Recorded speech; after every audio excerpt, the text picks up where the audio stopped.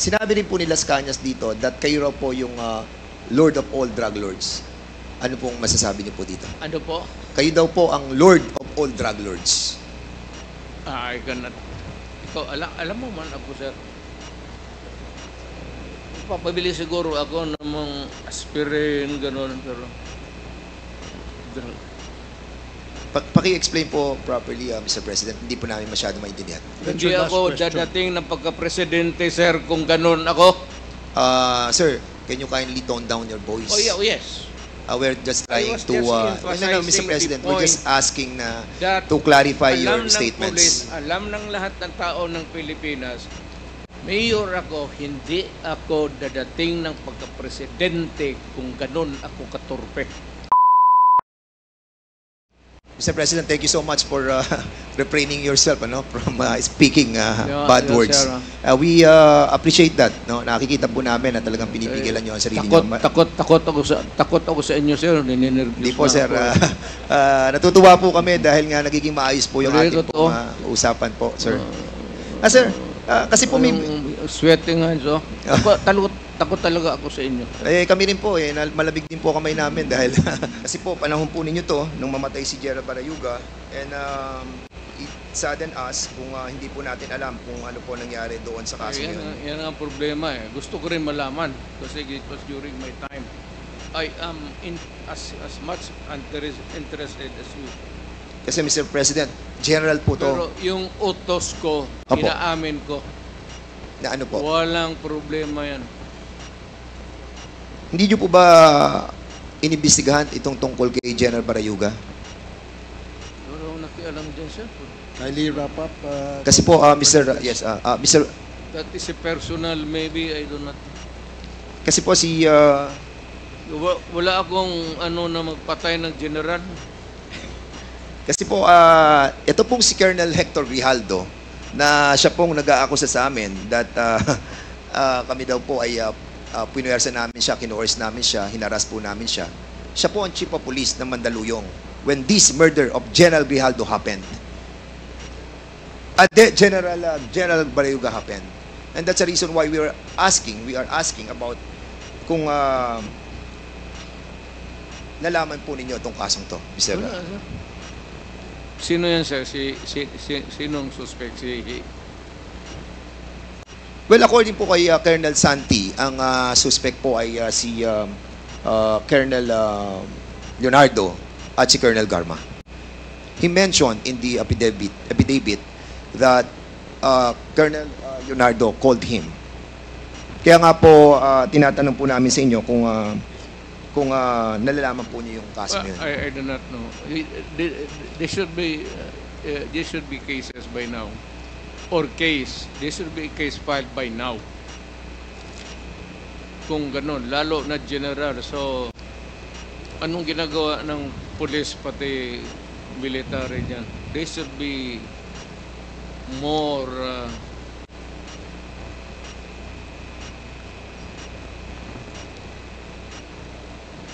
more active. Lalo na yung general. Okay po. Mr. Chairman, Mr. President, merong pronouncement sa Philippine Daily Inquirer written by Marlon Ramos, Robert Dehon, noong October 14, 2016. And De Lima called mother of all drug lords. Nakasulat po to at binabanggit po. Naniniwala po ba kayo that si Secretary De Lima ang mother of all drug lords? Who said it, sir? According sa report ay mga tao po natin sa Malacanang Sino, si sir? Director Ruel Lasala and Reynaldo Esmeralda, former NBI officer in charge ng Department of I Justice. would like to congratulate them for making this statement. Secretary De Lima, would you agree with the statement of the former president that you are the mother of all drug lords?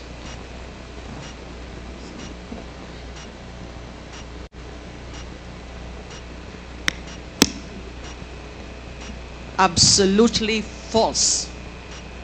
That is a fictitious, bogus allegation against me. And then they filed cases against me. Kinasuhan po ako nila ng mga kaso tungkol sa droga. Initially, consummated illegal drug trading. Inamend nila into conspiracy to commit illegal trading. 30 kaso yung sinampa sa akin. Absuelto na po ako dun sa 3 dahil wala po akong kinalaman sa illegal drugs. Kasama lang ho yan sa naging propaganda nila. Kasama lang ho yan dun sa mga para meron silang isang figure, a prominent figure, at si Senador De Lima ho yun noon, noong 2016, na doon ang magiging atensyon ng bansa, atensyon ng mundo, na itong babaeng ito ay the mother of all drug lords, the believed drug trade queen. Ano pong nangyari doon sa mga nag-oposa sa akin, yung mga believed convicts, mga nung una, yun ang mga sabi nila, kung ano-ano mga sinabi nila, na nag-raise funds ako. Pero kinalaunan, binabawi ho nila yung kanilang mga akusasyon against me. I was cleared of all 3 drug cases. I underwent the whole process. Dumaan po ako sa buong proseso kahit mahirap, masakit para sa akin. Kinulong ako ng almost 7 years na hindi na po nila yan mababalikan dahil sa pagkagalit nung pinaka-mastermind nung pag-persecute sa akin na inimplement nung kanyang Secretary of Justice, si Vitaliano Aguirre, at meron pang mga ibang handlers na siyang mga kumausap dun sa mga nagtestigo against me. So that is absolutely false. That is a slanderous accusation against me. Thank you po. Mr. Chairman, Mr. President, meron po ako nabasa na news observer nung 2017. At ito po news article tungkol kay Las Cañas, who claims he was a former DDS leader and personally killed about 200 people. Sinabi niya po sa Senado, the squad was formed under the guise of an anti-crime unit within the Davao Police. He says, given the task of the team was, he says, given the task of eliminating hardened criminals and later political opponents and journalists critical of Duterte's rule. He alleged regularly took direct orders from sa inyo po about who to kill and how to dispose of the bodies. Las Cañas claims those shocking words: throw them in the ocean or in the quarry, bury them, make sure there are no traces of the bodies, were spoken by Duterte at one of the dozens of alleged meetings with the DDS. The police hit squad was paid based on the value of the targets, he says. So, Mr. President, ang tanong ko po, totoo po ba ang sinasabi ni Las Cañas? Gano'n nyo po ba katagal nakakilala ang taong ito? Storyteller yan, sir. Si Raulo. Pero matagal nyo na po siyang kilala. Pero, police, pero later on, maybe because sa karaming pinatay niya, hinabol siya ng kalag. What's kalag in? Espiritu. Ang espiritu ng pinatay niya. Medyo bungog ngayon. May 3 dekada nga po ba siya na nagsilbi sa inyo? Kasi binabanggit niya dito, in his more than 3 decades of service, admitted that he was blindly loyal to the cause and saw his work as a noble form of public service. Mr. President, for a while, we were risking our lives for the welfare of the majority of the people. I felt that I was serving the country for the greater good. Yun po yung kanyang parang naramdaman nung ipinaglalaban niya yung 200 people na kanyang pinatay dahil naniniwala po siya sa nobility nung kanyang sinasabi po ninyo na this is being done because of public service. I am now... Yes, sir.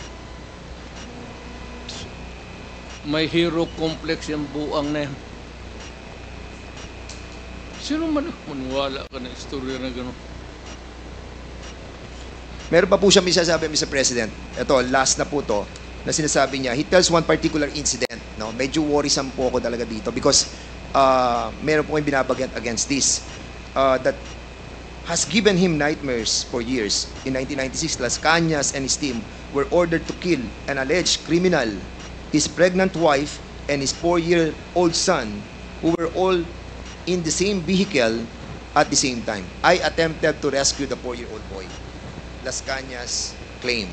But according to our team leader, since the boy had seen our faces, he could recognize us in years from now and identify us. It was on the personal order of Duterte, he claims, that they disposed of the family. Mayor Rudy approved the recommendation of our task force commander in front of us to erase, meaning to kill everyone. That was his specific order, that he okay with it, provided it would be clean. Sir, medyo matas-taas ito lang, ano ko, sir.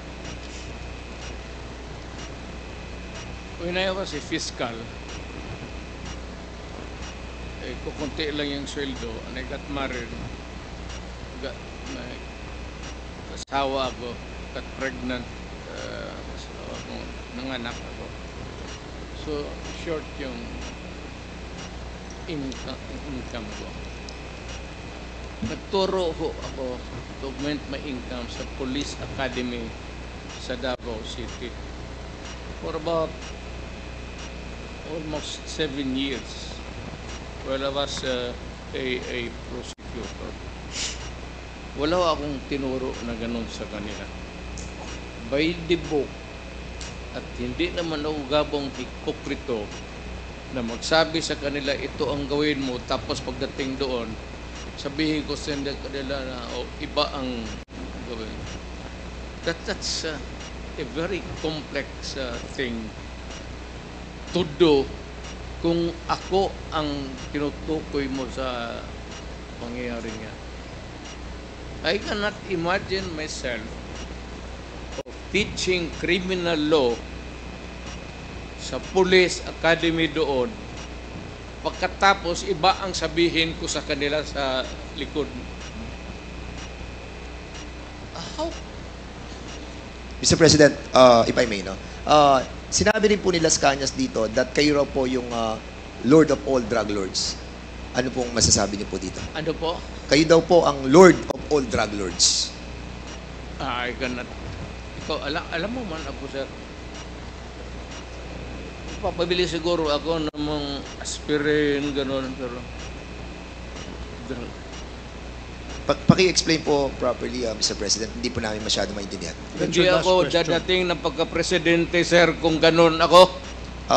Sir, can you kindly tone down your voice? Oh, yeah, yes.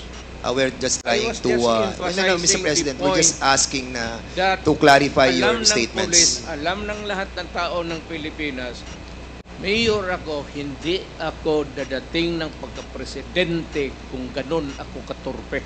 Hindi, sinasabi That's your lang po last namin, Mr. question, President, Congressman kung Fernandez. kayo po yung Lord of all drug lords na sinasabi po ni Arturo Las Cañas. Yun po ang tinatanong ko.